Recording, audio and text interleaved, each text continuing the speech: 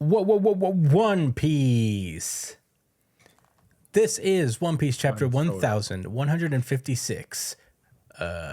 Idols. First of all, this is one of my favorite color pages in recent memory. OAT, right? Yeah, this is awesome. I love this. This one's super tough. This one's tough. Yeah, this one's very, very tough. I very much love the concept. It's drawn super well. Yeah, 10 out of 10. One of the best covers. I'm debating editing it onto the screen and at risk of a copyright strike. I don't know. But it's so good. I have to share it with the world. It's very good. Anyway, this is One Piece chapter 1156. We are continuing on with our flashback of the way before times in the very budding stages of the Great Pirate Era, where Rox was around and the Elbaf Giants were just establishing themselves as kind of a more peaceful population. Last we've seen in One Piece, Rox had tried to recruit Harold onto his team, and Harold had refused.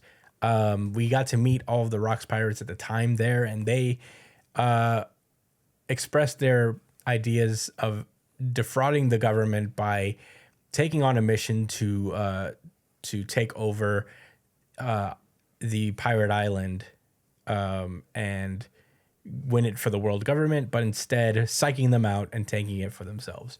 And that's where we last left off. We are opening this chapter with this island that is being attacked by pirates. And we see that all of the men that have been on this island could not do anything to do against these pirates. Not even the Marines could do anything. And that's because this is the Kuja pirates from Amazon Lily. And these are the pirates of this time. We are introduced to Gloriosa, who we've known for a while as Grandma Nyan, who is the advisor to Boa Hancock currently. And it's very funny to always remember that a member of the Rox Pirates is still around and still kicking in that way. But yeah, we see Gloriosa. And this is, I guess, before she joined the Rox Pirates. She is... Wait, Gloriosa was on the Rox Pirates? Yeah. Grandma Nyan was a Rox pirate. What? Mm-hmm. You see her in the big 2-page spread when they got to God Valley. But in any case, yeah, Gloriosa's here. And she's talking to her crew about being sick and tired of being so beautiful. And, you know, all her crew loves her because she's the most beautiful thing in the world. We get to meet Tritoma, who is the Empress of Amazon Lily 2 generations later, which means she is after Shaki and before Boa, if I understand that correctly. So yeah, she's carrying a bunch of love letters that are fan letters for Gloriosa, and Gloriosa looks over at a significantly bigger pile, and she's like, wait, what is that enormous pile back there? Oh, those are all for Lady Shaki. So Shaki is here, and that's fun. And we get a narration explaining that they were... Am I supposed to remember Shaki too? Shaki is the woman that's with Rayleigh on Saboti. Oh! Yeah, she was originally from Amazon Lily. And she was a pirate as well. And she was the Empress of Amazon Lily for a time. Oh. You just read the series, Josh. All of this information you should probably know already. She was on Gold Roger's crew? No, she was well, we don't know if she was on either crew. We know that she has a stronger relationship to Roger's crew because of, you know, she's with Rayleigh currently. But yeah, we don't know if she's ever been part of Rox's crew. It's possible that she was never part of Rox's crew. But in any case, yeah, Shaki's here. And yeah, the narrator explains that the the true star of the times, who outshone even Gloriosa's beauty, was her crewmate Shakuyaku, which is her full name, her full government. But then they get interrupted by Gold Roger himself pulling up with his Roger pirates on the Oro Jackson. And we get to see a young Roger who is calling out for glory for Shaki because he wants Shaki. And Gloriosa is pissed because she wants Roger. And Roger could give less of a shit about Gloriosa. But it turns out, they're calling for Shaki. Shaki basically comes out and he's like, "Who are you expecting to seize?" And she basically just bombards Roger's ship. Nobody wants to fight her because she is even more beautiful than Gloriosa. Gabon is even stopped, obviously, because he's also kind of a simp. Roger attempts to attack Shaki, but it doesn't work. He gets knocked out, and he's just like, "Ah, damn it, I love you, Shakuyaku." And she's like, "I love you too, Roger." But then she says, "But I will not, I will belong to no one." And she basically starts to rob the Roger pirates. Gloriosa tries to, get Roger up. He's like, "Don't you understand the honor of being loved by me, Roger?" And Roger's like, "Move it, Gloriosa. I can't see Shaki." This shit is crazy. So yeah, basically, Shaki looks over to Rayleigh and he's like, "I feel sorry for you, Ray." And Rayleigh's like, "Yeah, it's a bunch of idiots over there." And Shaki gives him a little wink, a little foreshadowing of what's to come for the two in the future. I don't think they're together, but they seem to be at least domestic partners on Saboti. Yeah, right. Yeah. It's funny. I think it's more of maybe a polygamy thing. I don't know. Because they don't seem to be tied down to each other. And Shaki seems to be okay with the fact that he be with other women sometimes. So who knows the extent of their relationship. Meanwhile, they get to see that the Navy is on its way and they're trying to, pack up all of Roger's shit and leave. And then Roger's like, "Oh no, we got to get out of here." But then Gabon says, "Hey, look, it's Garp's ship." And Roger's like, "What? No, fuck that. Let's go fight Garp." So we see young Roger clashing with a young Garp. And we get a narration saying that Roger, Garps, and Rocks, men whose tales were spread as legends in the Great Pirate Age, first clashed here in their hot-blooded youth. And the Kuja pirates, meanwhile, were tremendously popular and an indispensable part of the story of this era. And although both the top two people of the Kuja pirates were super popular, when Shakuyaku took the mantle of Empress, her popularity reached heights never before seen. So, that's interesting. We then get a short scene on Elbaf where it looks like Loki was trying to escape Elbaf again as a child, and his boat capsized. And Ida is being very nice to him and being like, "Oh, Loki's just lonely," And she asks if Loki wants to live with them, and Loki says, "No way! You just want to pretend to be my mom and live in the castle, Ida." And Hajrudin doesn't take that lying down. He's like, "You're not gonna disrespect my mom." And he doesn't take any offense to it. She's like, "Oh, you kids are too sweet." And we learned that every time Rox came to invite Harold to join him, Loki begged and pleaded to go with him. And I guess Loki at some point did leave. We do know that he does leave at some point and returns. But we then cut to several months after the takeover of Pirate Island by the Rox pirates. And we see that big mountain that is on Pirate Island doesn't have the eye holes on it yet. It's actually more perceived to be a fish-shaped mountain. And we get to see that a new character shows up to join the Rox pirates. This guy named Kyo the Hitman, who is apparently a rival of Shiki's, who used to be a mob boss himself. We then get to see the origin of the two eye holes of the Pirate Island mountain, and it's pretty much because Rocks wanted to open up basically windows in their cave that they hang out in now. And Which is awakened chop fruit. that's hell of a theory. You guys brought that up. Me? I didn't say that. Brian did, maybe? I didn't say I did. Wow. Well, I guess he doesn't have a devil fruit yet because the next panel we see that Rox explains that there's two devil fruits out there that he wants, and one of them is most likely on Elbaf.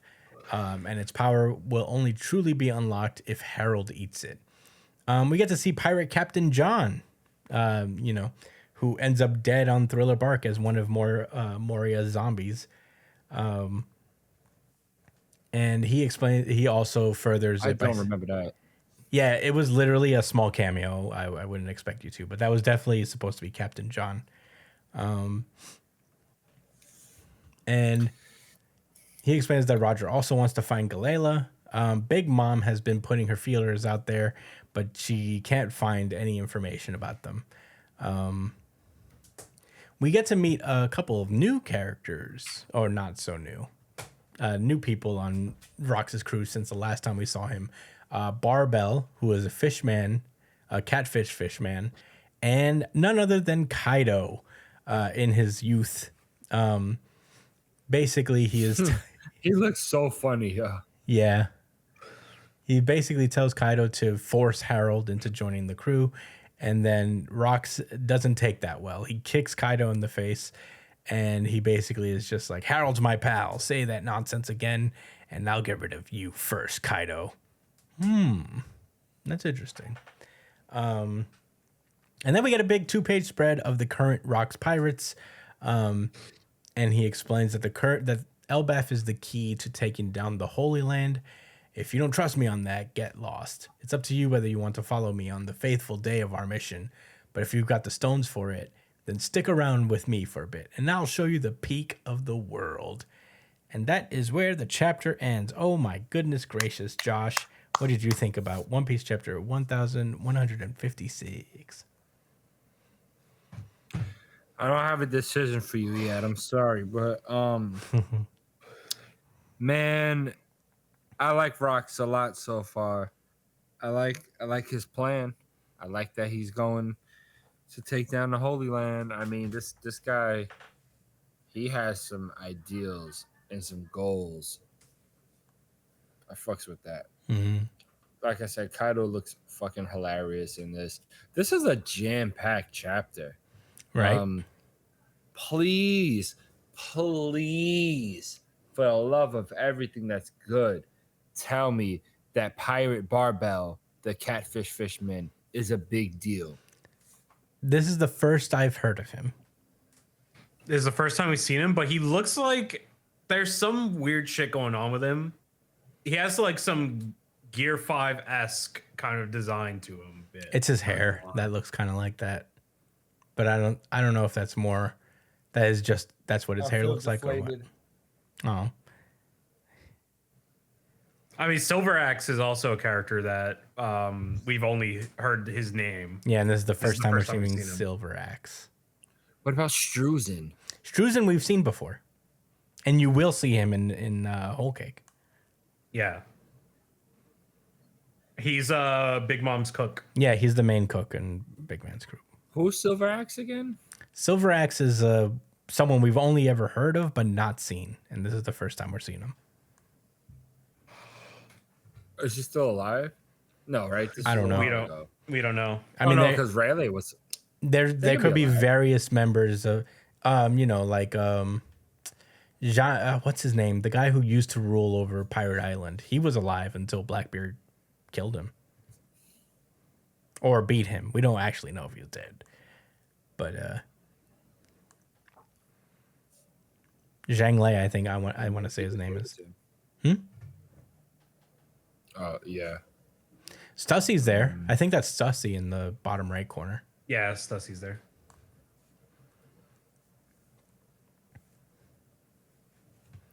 Oh yeah, this 2-page spread that shows up fucking everybody. I mean, Yeah, everybody so far. yeah, this is cool. I guess this is all the Also captains. that guy with the armor, he's brand new too. No, he's the there. left He was there side. before. I forget his name, but they introduced him in the last chapter. The new additions, I think, were Kaido, Big Mom, Captain John, Stussy, and Barbell.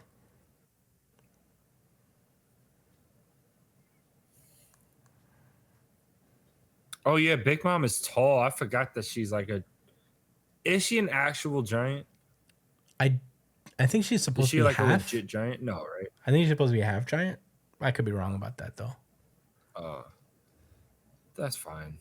I just noticed she is taller than Rox. Yeah, and hey, she's almost Big everybody Mom. else. I wonder if Perospero was already born at this time, I doubt it. because he's like the oldest one. He's like 50 something. It's entirely possible.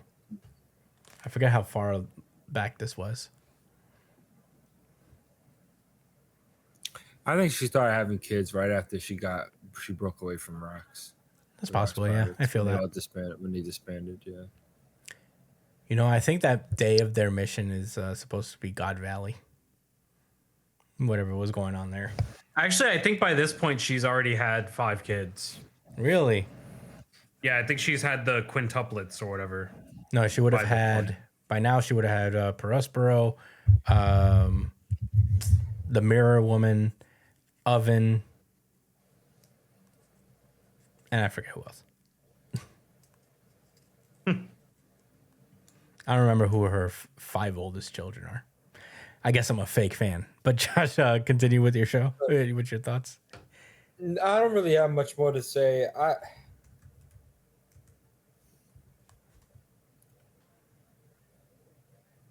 I'm sorry.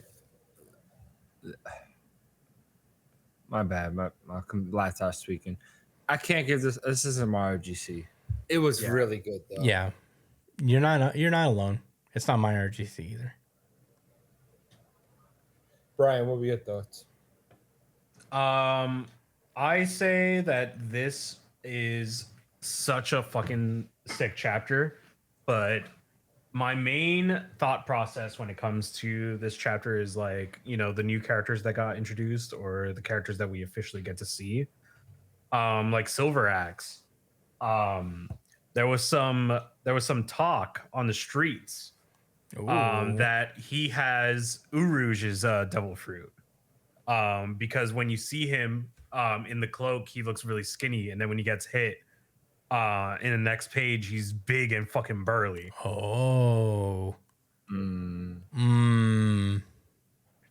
That's a good detail. I didn't catch that. So the main thing I love about this previous kind of when you're looking in the past is which characters, which devil fruits kind of stick out. So that's been pretty fun for me, honestly. Yeah, seeing who's had like ones that we've seen already. Yeah. But yeah, aside from that, like, oh, and Roger looks a lot like Ace. Pretty early on. Yeah. Like his hair looks so similar. His face in some ways looks very similar to him. It feels weird seeing him without the mustache, honestly. But man, seeing Roger and Garp clash for the first time. Well, I don't think this is even the first time because they know each other. No, but this is already. the first time we've seen it. Oh, this is the first time we've seen it with our own eyes. But yeah, like pretty fun chapter, honestly. Like this whole flashback sequence has been a blast to kind of watch. Though it is a little weird that Loki is talking so much about like events that he wasn't present for because he's the narrator for this backstory. Really? No, Yeah, he's not. Yes, he is, because this is literally him talking to Hadrid and explaining his backstory. It's definitely like he's telling the story of him and Hadrian, but I think Oda does this thing where he will he will have a flashback start with someone's specific point of view, but also show a bunch of other shit. I don't think this is we're meant to take this as Loki's telling this story specifically. I think Loki's more of a portal to this time. But yeah, there's no way Loki would know any of this shit, to be honest. But yeah, I think that's just like kind of like a bug in the system of how Oda does flashbacks sometimes. But I don't think that we're supposed to take it that Loki is the perspective character in all of this. Oh, okay. Because I'm like, how does Loki know this? Yeah, there's no way he would know it. I think like the flashback is initiated by him telling the story of his events that he's directly been a part of, but the narrator is in third person. He's referring to Loki as Loki, and it's the narrator that we've all known from this entire story. But I don't know. Hey, that's my take. You can continue with your thoughts, Brian. Nah, I don't have much else aside from that. This is a pretty fun fucking backstory that we're getting. Yeah. I wonder what it's gonna build up to. Yeah. I loved this chapter. It's not my RGC, but man, it was damn close. I think it's just a testament to how full and interesting a world Oda has created that I just want to know so much about this history. It's so cool to see like characters, because I always wonder is like what happened to Captain John? Did he die on God Valley? Did Barbell die on God Valley? Like what happened to these people? How did they disband? There's just so much history here, and it has that same magnitude of just like you're watching history play out, and it's super duper interesting. Yeah, literally. Yeah, it's like I was gonna say watching the fucking History Channel, but like It really is. It feels that way. like you're getting context for this story. It's like a third person's, like a YouTube video, like giving you context about stuff. I really like that we're getting little like glimpses into Roger's personality, because all we've seen is how similar he is to Luffy, but now this is definitely an instance where he's very different from Luffy. Because Luffy would not have given a shit about Gloriosa or Shaki. He would not have like fallen for this kind of stuff, and it's interesting to see that the Roger pirates were basically all fuckboys to a degree. Yeah, Luffy's not a simp. Yeah, Luffy's not a simp. He's an alpha king. But yeah, it's just so cool to see. I just want to know more about Roger and how he's. I want to know what's different about him from Luffy. This has made me want to wonder. Is just like, is there any like things that would clash with Luffy's personality? I think this is one. But yeah, I think it's super cool. Him clashing with Garp for the first time is cool.